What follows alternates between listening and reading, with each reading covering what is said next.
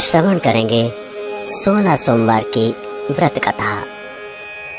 मृत्युलोक में भ्रमण करने की इच्छा करके एक समय श्री भूतनाथ भगवान भोलेनाथ माता पार्वती के साथ मृत्युलोक में पधारे। भ्रमण करते करते दोनों विदर्भ देशांतर्गत अमरावती नाम की अति रमणीक नगरी में पहुंचे।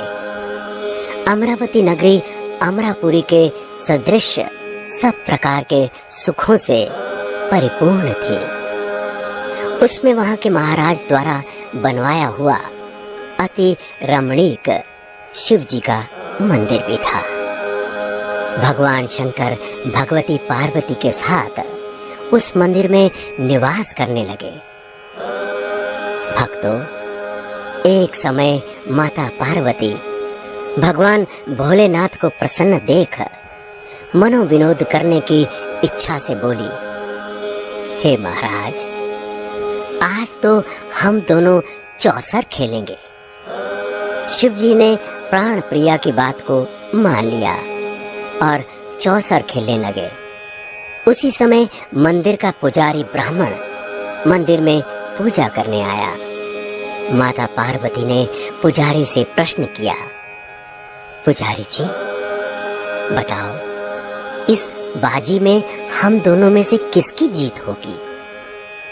ब्राह्मण बिना विचारे शीघ्रता से बोला कि महादेव जी की। थोड़ी देर में बाजी समाप्त हो गई और पार्वती जी की विजय हुई।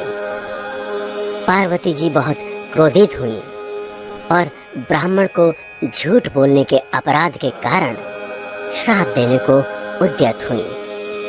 भोलेनाथ ने माता पार्वती को बहुत समझाया, परंतु उन्होंने ब्राह्मण को कोढ़ी होने का श्राप दे ही दिया। कुछ समय बाद पार्वती जी के श्रापवश पुजारी के शरीर में कोढ़ पैदा हो गया। वो अनेक प्रकार से दुखी रहने लगा। पुजारी को श्राप कष्ट भोगते हुए जब बहुत दिन हो गए, तब एक दिन देवलोक की अप्सरा शिव जी की पूजा हेतु उसी मंदिर में पधारी। पुजारी के कोढ़ के कष्ट को देख उसने बड़े दया भाव से उससे रोगी होने का कारण पूछा। पुजारी ने निसंकोच सारी बात उन्हें बता दी। वे अप्सराएं बोली, हे पुजारी, अब तुम अधिक दुखी मत होना। भगवान शिव तुम्हारे कष्ट को दूर कर देंगे। तुम सब व्रतों में श्रेष्ठ षोडश सोमवार का व्रत भक्ति भाव से किया करो। पुजारी ने अप्सरा से विनम्र भाव से षोडश सोमवार व्रत की विधि पूछी।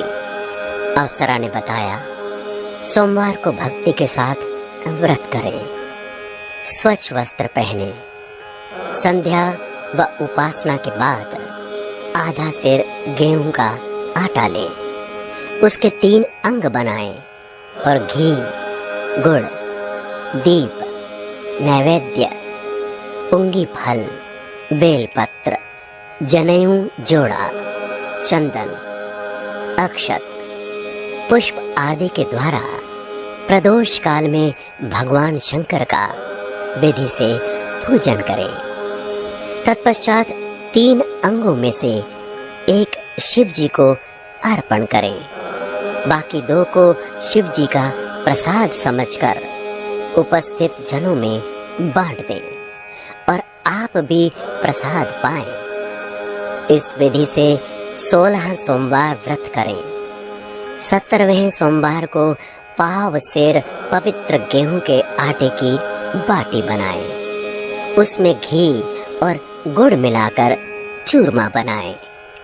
भगवान भोलेनाथ को भोग लगाकर उपस्थित भक्तों में बांटें। इसके बाद कुटुंब सहित प्रसाद लें तो शिव जी की कृपा से उसकी सभी मनोरथ पूर्ण हो जाते हैं।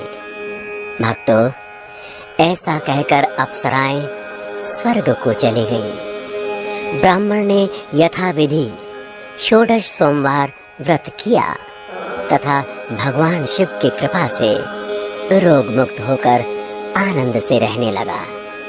कुछ दिन बाद शिवजी और पार्वती फिर उस मंदिर में पधारे। ब्राह्मण को निरोग देख पार्वती जी ने ब्राह्मण से रोग मुक्त होने का उपाय पूछा।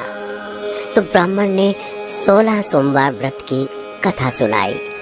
पार्वती जी अति प्रसन्न हो ब्राह्मण से व्रत की विधि पूछकर स्वयं व्रत करने को तैयार हो गईं। व्रत करने के बाद उनकी मनोकामना पूर्ण हुई तथा उनके रूठे पुत्र स्वामी कार्तिकेय स्वयं माता के आज्ञाकारी हुए। कार्तिकेय जी को अपना ये विचार परिवर्तन का रहस्य जानने की इच्छा हुई। वे माता से बोले, हे माता, आपने ऐसा कौन सा उपाय किया जिससे मेरा मन आपकी ओर आकर्षित हुआ। पार्वती जी ने वही 16 सोमवार व्रत की कथा उनको सुनाई। कार्तिकेय जी ने कहा, इस व्रत को मैं भी करूंगा, क्योंकि मेरा प्रिय मित्र ब्राह्मण बहुत दुखी दिल से परदेश गया है। मेरी उससे मिलने की बहुत इच्छा है। कार्तिकेय जी ने भी इस व्रत को किया और उनका प्रिय मित्र मिल गया। मित्र ने इस आकस्मिक मिलन का भेद कार्तिकेय जी से पूछा तो वो बोले, हे मित्र, हमने तुम्हारे मिलने की इच्छा करके 16 सोमवार का व्रत किया था। अब तो ब्राह्मण मित्र को अपने विवाह की बड़ी इच्छा हुई। उसने कार्तिकेय जी से व्रत की विधि पूछी और यथाविधि व्रत किया। व्रत के प्रभाव से जब वो किसी कार्यवश विदेश गया तो वहां के राजा की लड़की का स्वयंवर था। राजा ने प्रण किया था कि जिस राजकुमार के गले में सब प्रकार श्रृंगारित हथनी माला डालेगी, मैं उसी के साथ अपनी प्यारी पुत्री का विवाह कर दूंगा। शिव जी की कृपा से वो ब्राह्मण भी स्वयंवर देखने की इच्छा से राजसभा में एक और बैठ गया। नियमित समय पर हथनी आई। उसने जयमाला उस ब्राह्मण के गले में डाल दी। राजा ने अपनी प्रतिज्ञा के अनुसार बड़ी धूमधाम से अपनी कन्या का विवाह उस ब्राह्मण के साथ कर दिया। ब्राह्मण को बहुत सा धन और सम्मान देकर संतुष्ट किया। ब्राह्मण सुंदर राजकन्या पाकर सुख से जीवन व्यतीत करने लगा। एक दिन राजकन्या ने अपने पति से प्रश्न किया, हे प्राणनाथ, आपने ऐसा कौन सा भारी पुण्य किया था जिसके प्रभाव से हथनी ने सब राजकुमारों को छोड़कर आपको वरण किया। ब्राह्मण बोला, हे प्राण प्रिय, मैंने अपने मित्र कार्तिकेय जी के कथनानुसार 16 सोमवार का व्रत किया था, जिसके प्रभाव से मुझे तुम जैसी स्वरूपवान पत्नी की प्राप्ति हुई है। व्रत की महिमा सुनकर राजकन्या को बड़ा आश्चर्य हुआ। वो भी पुत्र की कामना करके व्रत करने लगी। शिव जी की दया से उसके गर्भ से एक अति सुंदर, सुशील, धर्मात्मा और विद्वान पुत्र उत्पन्न हुआ। माता पिता दोनों उस देव पुत्र को पाकर अति प्रसन्न हुए और उसका लालन पालन भली प्रकार से करने लगे। जब पुत्र समझदार हुआ तो एक दिन उसने अपनी माता से प्रश्न किया कि हे माँ, तुमने कौन सा व्रत एवं तप किया है जो मेरे जैसा पुत्र तुम्हारे गर्भ से उत्पन्न हुआ है। माता ने 16 सोमवार व्रत की कथा पुत्र को बताई। पुत्र ने सब तरह के मनोरथ पूर्ण करने वाले सरल व्रत को सुना तो वो भी राज्याधिकार पाने की इच्छा से हर सोमवार को यथाविधि ये व्रत करने लगा। व्रत शुरू होने के बाद एक देश के वृद्ध राजा के दूतों ने आकर उसको राजकन्या के लिए वरण किया। राजा ने अपनी पुत्री का विवाह ऐसे सर्वगुण संपन्न ब्राह्मण युवक के साथ करके बड़ा सुख प्राप्त किया। भक्तों, वृद्ध राजा के दिवंगत हो जाने पर इसी ब्राह्मण युवक को सिंहासन पर बैठाया गया, क्योंकि दिवंगत राजा के कोई पुत्र नहीं था। राज्य का उत्तराधिकारी होकर भी वो ब्राह्मण पुत्र 16 सोमवार का व्रत करता रहा। जब 17वां सोमवार आया तो विप्रपुत्र ने अपनी प्रियतमा से पूजन सामग्री लेकर शिव पूजा के लिए शिवालय में चलने को कहा, परंतु उसकी पत्नी ने उसकी आज्ञा की परवाह न की। दास दासियों द्वारा सब सामग्रियां शिवालय भिजवा दी गई, परंतु आप नहीं गई। जब राजा ने शिव जी का पूजन समाप्त किया तब आकाशवाणी हुई, हे राजा, अपने इस रानी को राजमहल से निकाल दे, नहीं तो ये तेरा सर्वनाश कर देगी। आकाशवाणी सुनकर राजा के आश्चर्य का ठिकाना नहीं रहा। उसने मंत्रणा गृह में आकर अपने सभासदों को बुलाकर पूछा कि हे मंत्रियों, मुझे आज शिव जी की आकाशवाणी हुई है कि राजा, तू अपनी इस रानी को निकाल दे, नहीं तो ये तेरा सर्वनाश कर देगी। राज्य में मंत्री तथा सभासद आदि सब विस्मय और दुख में डूब गए, क्योंकि जिस कन्या के कारण राज्य मिला है, राजा उसी को निकालने का जाल रच रहा है। ये कैसे हो सकेगा? भक्तों, राजा ने अपनी पत्नी को राजमहल से निकाल दिया।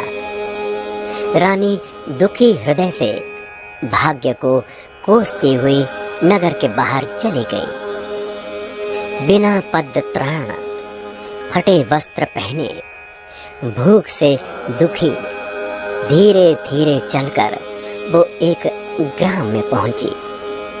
वहां एक बुढ़िया सूत काट कर बेचने जाती थी। रानी की करुण दशा देखकर बोली, चल, तू मेरा सूत बिकवा दे, मैं वृद्ध हूँ, भाव नहीं जानती हूँ।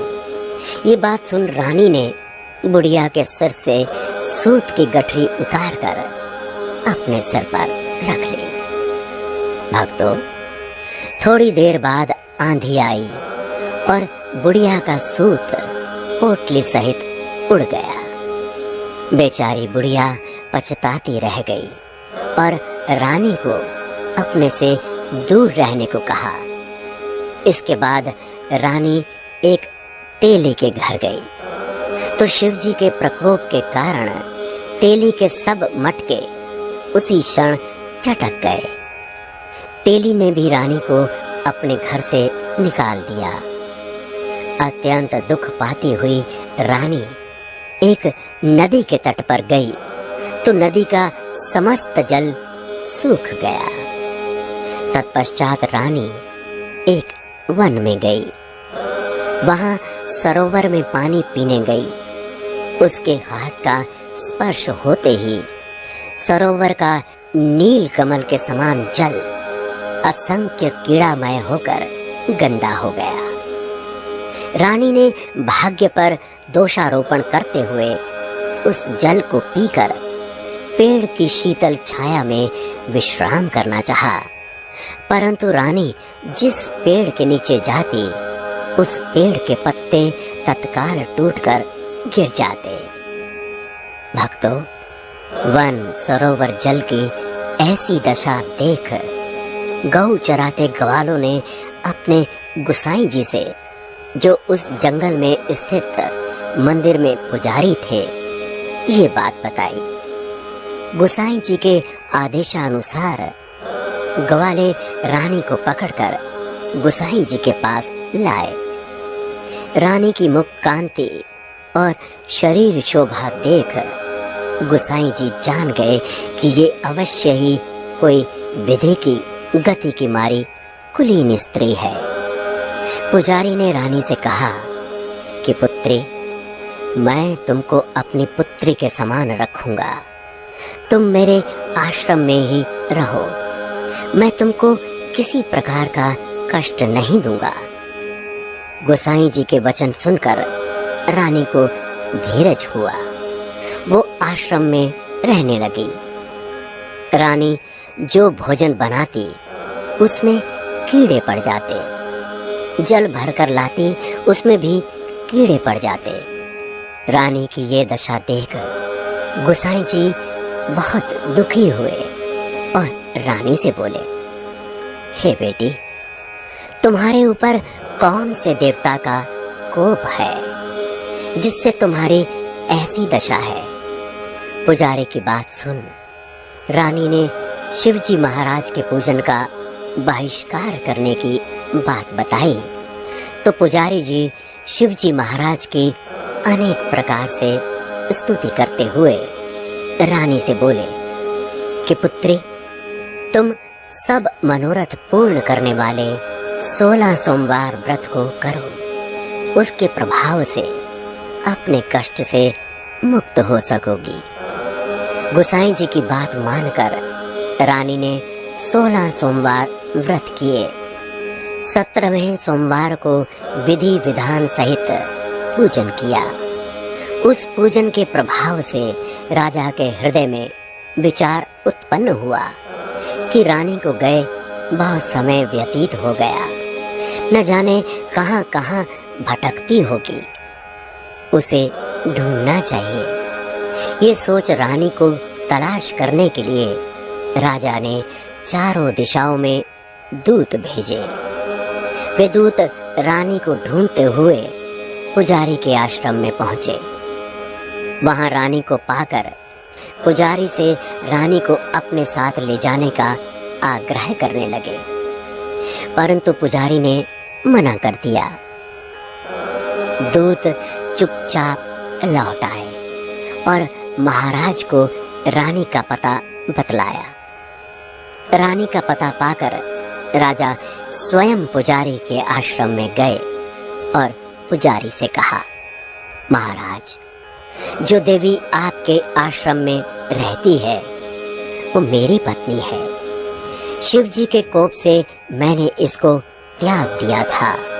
अब इस पर से शिव जी का प्रकोप शांत हो गया है, इसलिए मैं इसे लेने आया हूँ। आप इसको मेरे साथ जाने की आज्ञा दीजिए। भक्तों, गोसाई जी ने राजा के वचन को सत्य समझकर रानी को राजा के साथ जाने की अनुमति दे दी। गोसाई की आज्ञा पाकर रानी प्रसन्न होकर राजा के साथ महल में आई। नगरवासियों ने नगर द्वार तथा नगर को तोरण एवं बंधनवारों से विविध विधि से सजाया। घर घर में मंगल गान होने लगे।